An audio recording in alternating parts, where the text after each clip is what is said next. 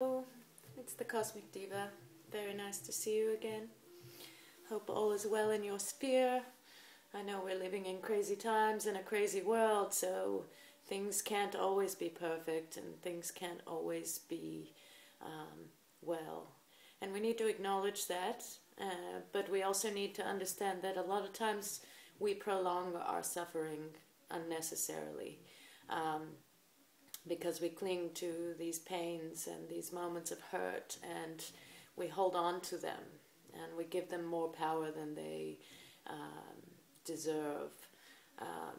When we are letting things from the past hold us back now, yes, when something happens and we are hurt, it hurts. We have to face that, we have to acknowledge that, and we have to deal with the emotions that we feel in that time, whether it be anger or loss of trust or frustration or disappointment.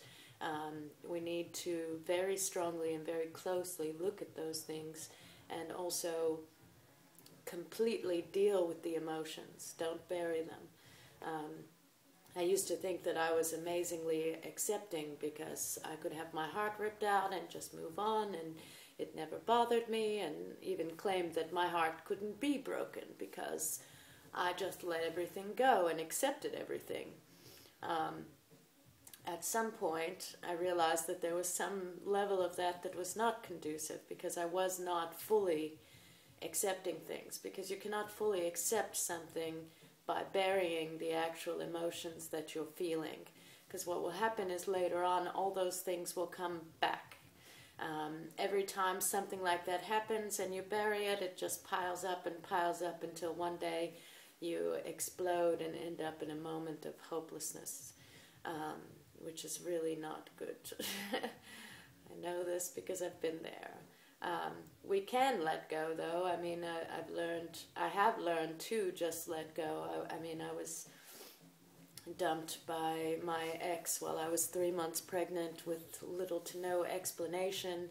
And this was the man who was like, oh, you have to work through things, you have to discuss things, you have to, and as long as you're able to do that, you can make it through anything. And then all of a sudden, I was just told that it wasn't going to work. Largely because I was an artist and I wasn't willing to feed the same materialistic ideals as him. But there was no explanation. And then I just pretended that I'm fine with it. I didn't yell at him, I didn't scream at him or anything like that. But the fact that I was pregnant made me a little bit more hormonal, and I actually had to face the actual emotions that I was feeling. And I realized how sometimes in those moments of pretending we accept things, we are actually just burying things. I had another situation where I was dealing with a lot of competition and hatred while I was trying to build my business, and this was my DJ business, and I couldn't understand it, and at some point I just let it all go and turned my thoughts away from it and just said whatever and made moves, and I made some very good moves, so I was really happy about that. But a year later, and Uranus goes retrograde, and all of a sudden I'm crying for 10 hours, and I can't figure out why. And it was all triggered by another situation of sort of unjustifiable hatred, and I couldn't understand it because I am this person who really tries to put a lot of love out there and give compassion and words of strength and empowerment to anybody I see struggling. So it was really hard to understand, but then all of a sudden that was another awakening where I realized that I've buried something that I thought I had accepted and I thought I had let go of. So it's very important in those moments when you are feeling pain and things like that to go deep with it, to acknowledge it, and maybe even to assess how it's triggering deeper pain from other times. Because we don't realize that we're piling these things up, and sometimes something very small will create such a powerful reaction within us, and we don't understand it, and we're like, why did this little tiny thing set us off, and it's usually because it's tied to other things that eventually lead to some big thing. And if you don't deal with your emotions on that big thing, lots of little things will drag you back into those emotions and those feelings. So, if someone tells you, oh, you're wrong to feel that way, or you're wrong to be angry, or you're wrong to be upset, and makes you feel like you shouldn't cry or you shouldn't be upset, that's not good. And that's one of the crazy things, is because that conditioning starts when we're children. You're crying over something and you're hurt, and no one's reaching out and actually trying to help you work through why you're hurt. They're saying, don't cry, only babies cry, and all of these kinds of things. We do have to understand how to broach our emotions, but we also need to not cling and hold on to those emotions. Because what happens is maybe it will take a week or two to really deal with the emotions, but when that emotion takes a year for you to get over, then you've created a lot more suffering than needed to be there. Sometimes there are traumas that can take some years to overcome, but a lot of times we have small things. Like a broken heart, for example. When someone breaks your heart, that's the universe telling you that it's not right. And we're clinging to the fact that we want it to be right. But in reality, it's not. And we shouldn't really be sad about losing it, because it's the universe telling us there is something that's more in alignment with what we want. So when we cling to a broken heart and we let it take over, and we don't assess our emotions, and we stay stuck in our feelings of depression and loss, we're actually holding ourselves back from attaining what we're really trying to attain.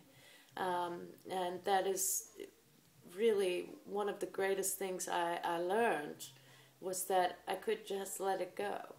Of course we have to face our disappointment, but our dream of love is not shattered. That's just the universe telling us that was not our dream of love. So don't cling to it, because we want it to be that. We projected that it is. But the truth is, if it was, it would be there, and it would be able to give us what we want, and it would be able to fulfill our desires and hopes of love. One of the other problems with that is we meet someone and we project onto them our idea of love and what we want it to be. And we run into these things and rush into these things without allowing the person to actually be the person that we're dreaming them into. And this is probably one of the greatest causes of disappointment. Because when you say you weren't the person I fell in love with, the truth is they might have never been the person you fell in love with. You fell in love with the person you wanted them to be, rather than allowing them to be the person you wanted to fall in love with. So it's very important that we take our time also. We can save ourselves a lot of headaches by taking our time and by allowing the person to be the one, rather than projecting onto them that they are the one. And I know we've all done this, because I know I've done this my whole life, and it really wasn't until I was 35 and my best friend and I ended up realizing that we were made for each other, that I was able to sort of see how time and distance and stepping back from the heat and not getting physically involved right away plays a major role, in being able to find that sustainable divine love. And not getting physically involved right away can also clear up a lot of what a person is after. Because if you don't give it up to them and they don't stick around, then you know what they were after. If they truly love you and appreciate you, they are willing to be your friend. They are willing to be in your environment without demanding a physical relationship, and then you're able to build something a bit stronger. So that's my advice for today about love and clinging to our pain. Many blessings. and I'll be seeing you again soon.